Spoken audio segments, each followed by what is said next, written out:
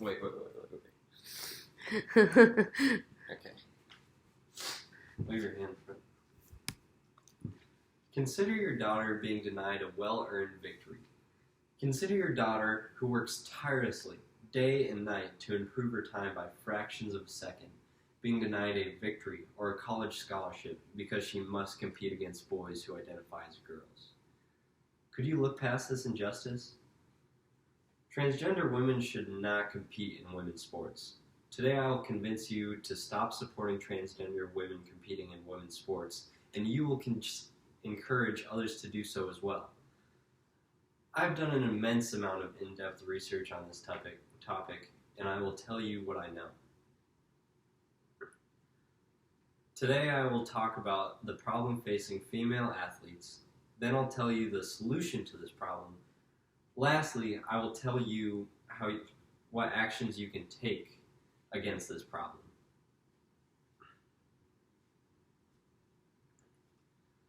Let me begin.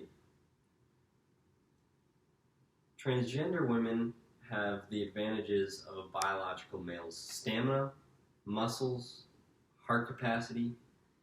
It is statistically shown that transgender women still keep most of their endurance and strength even after they go through hormonal therapy.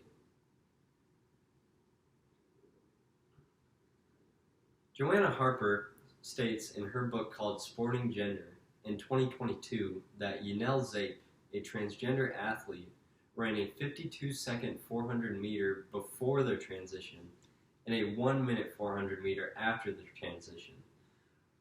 When this data was recorded in 2017, she would have placed in the top 30 of the women's Olympic bracket after her transition, and wouldn't have even placed in the male Olympic bracket pre-hormonal therapy.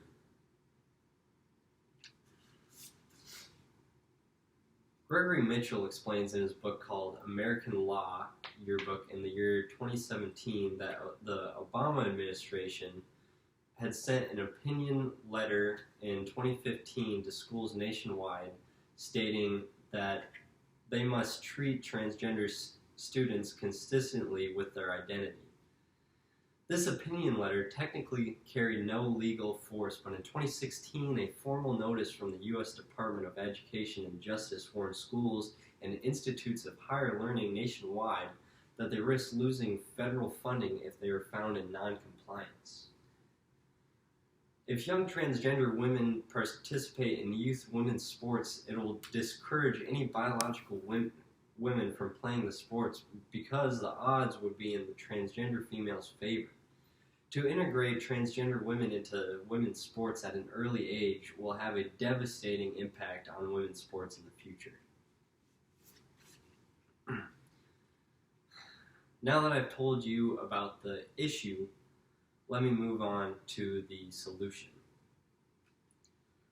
The solution to this issue would be to ban transgender women from women's sports. This would not be so simple to achieve and could easily turn into a political issue. But we need to look at the facts before bringing emotions into this debate. Transgender people deserve equal rights, but there's a difference between equity and equality. Equity recognizes that each person has different circumstances and allocates the exact resources and opportunities needed to reach an equal outcome. It would not be fair to other athletes if transgender people were given the advantages of competing with the opposite biological sex. There are a couple ways to level the playing field while keeping equal rights in mind. One solution would be to set a requirement for high school sports and above to have transgender women suppress testosterone for at least 1 year before competing against other girls and women. This way, the transgender athletes would have the same hormone cocktail going on inside their body as their competitors. Of course, the transgender females will have a slight advantage, but the output of their bodies will be significantly decreased. Another popular solution is to have transgender people only compete with other transgender people. This would not work well with team sports since transgender people only make up about 2% of athletes, but sports like weightlifting, track and field, and distance running could be ranked on a global scale in a separate bracket than other genders. I've talked about the problem and the solution. Now we will talk about the actions that you can take to stop this injustice. Now that you know the facts, this is how you can help the cause. Joanne Steidinger says in her book called Stand Up and Shout in 2022 that the first step towards true equality is to educate athletic staff about transgender people on an annual basis. Doing this will improve school systems by giving transgender people equal treatment and prevent discrimination because we do not want to punish transgender people for being themselves. The next time you are at a parent-teacher conference, whether that be as a student or as a parent, recommend to the board mandated education about transgender females in sports.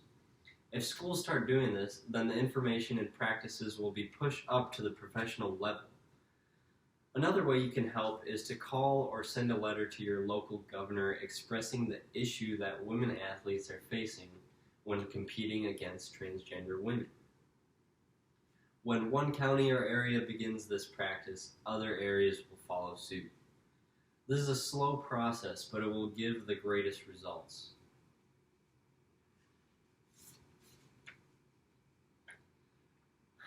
With that said, let me conclude. First, I told you about transgender women being wrongfully placed in the same bracket as biological women. Then I told you the solution that can be put in place. And lastly, I told you about how you can make a change as an individual. Now I hope you see the issue we are facing and will take the action towards the solution. By working together, we can all live in a world where biological women are not overshadowed by unfair competitors and can compete against their equals. Thanks.